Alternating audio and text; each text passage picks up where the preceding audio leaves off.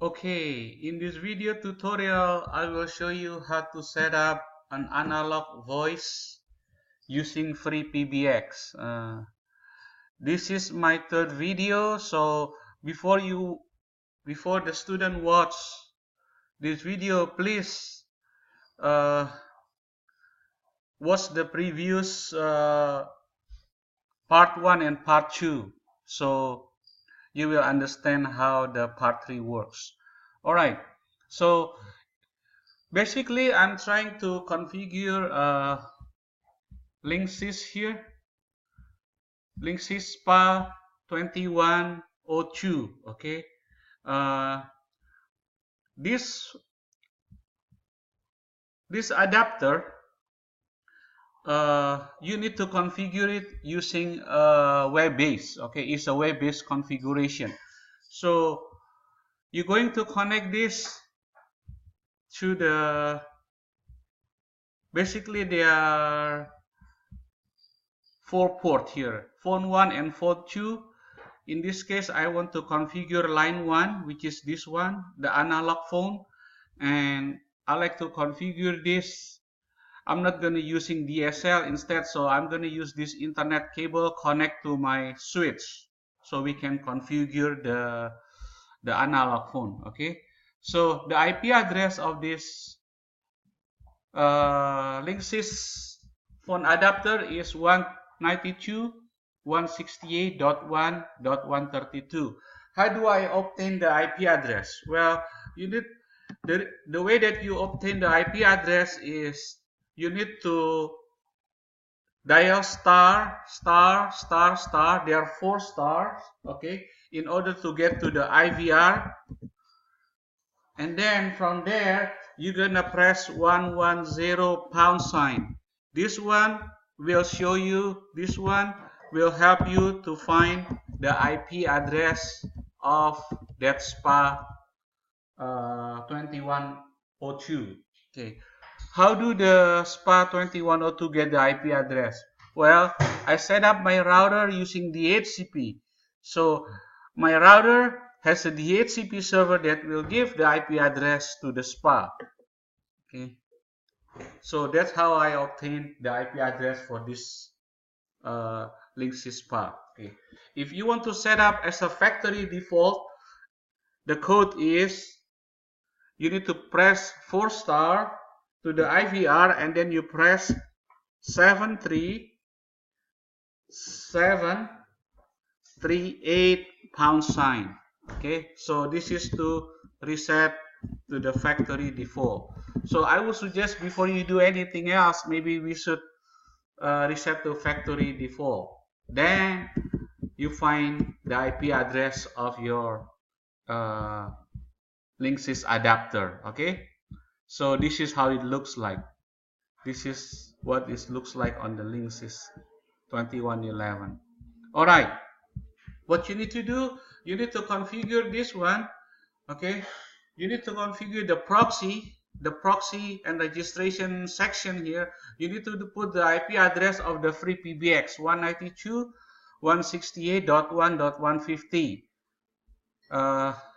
And then you put display name, which is 1002, and then the password I put 1234, authorization ID 1002, user ID 1002, and use authorization ID no.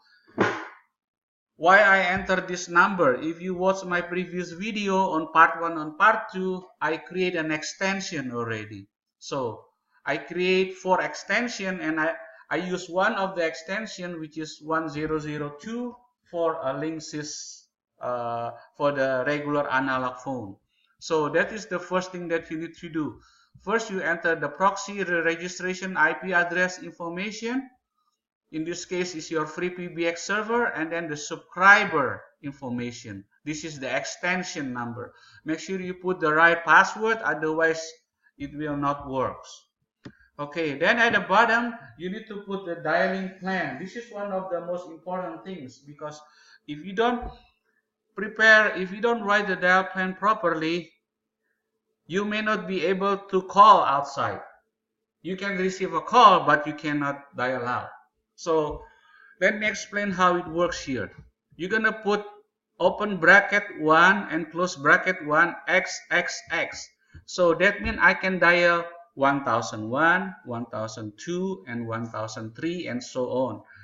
If I want to be able to dial any extension, I need to replace 1 with an X. Okay, so there are 4 X without opening bracket. Okay, but since I just set up a small network, so I just put 1 and then XXX. There are 3 of them.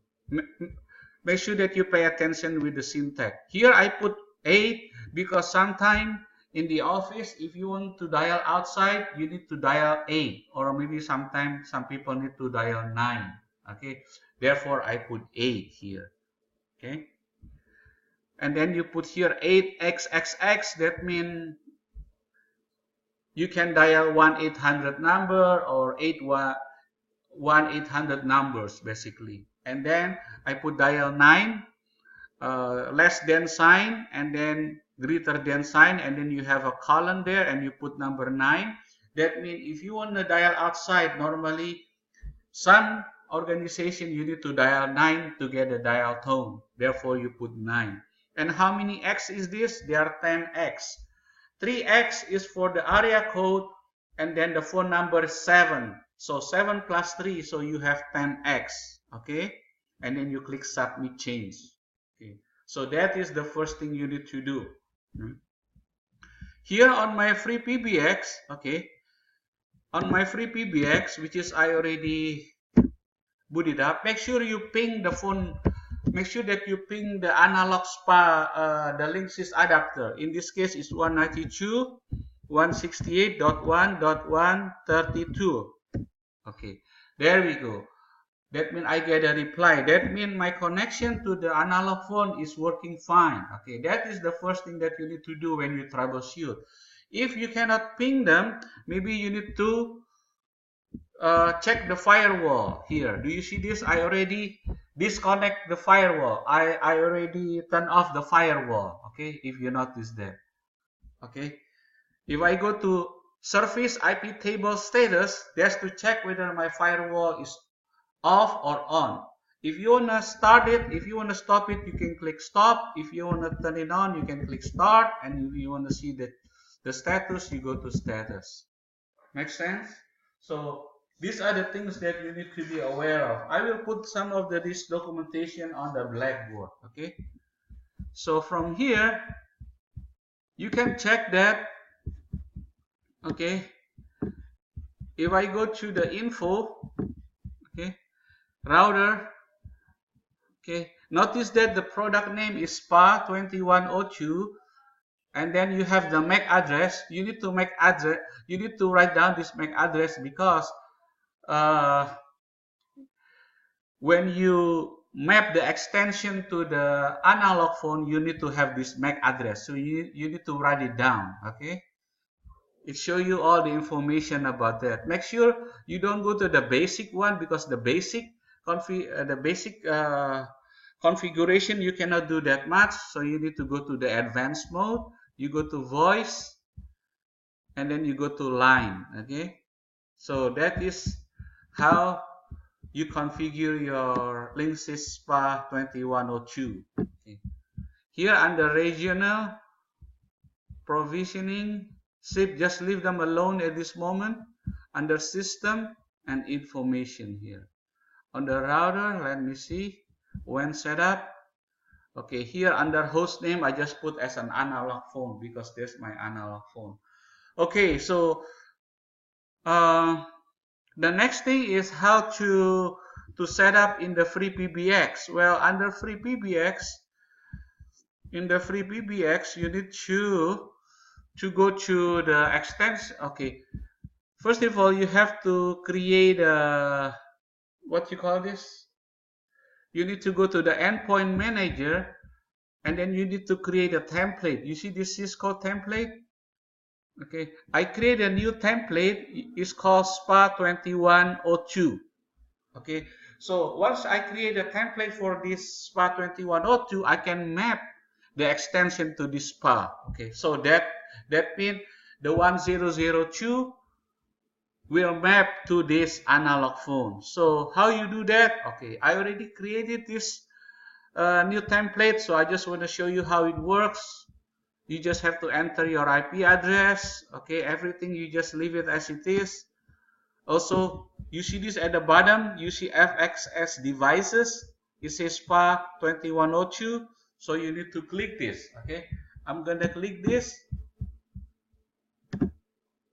and then you're gonna save the model. All right, save the model, and then make sure that you go to apply and save and rebuild, and click apply. Make sure that on the top you need to click apply configs. Okay, let me stop this presentation here. So because I usually limit my presentation to 10 minutes, I will continue in the next video tutorial. Thank you.